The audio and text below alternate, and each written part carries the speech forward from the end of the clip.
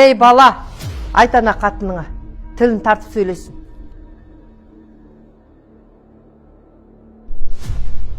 Айт апаға, біздің отбасымызға араласа бермесін.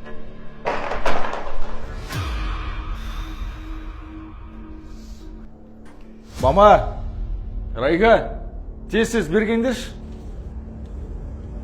Кіріне.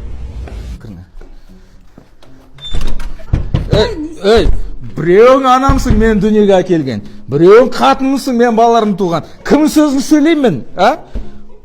Екі оттың ортасына қалдырдыңдар ғой мені. Жұмақтың кілті анаңның табанының астында дейді. Қатының Құдай берген аманатың дейді. Өздерің ұрыстыңдар ма? Өздерің шешіп алыңдар. Мені араластырмаңдар. Суық қоймаңызшы!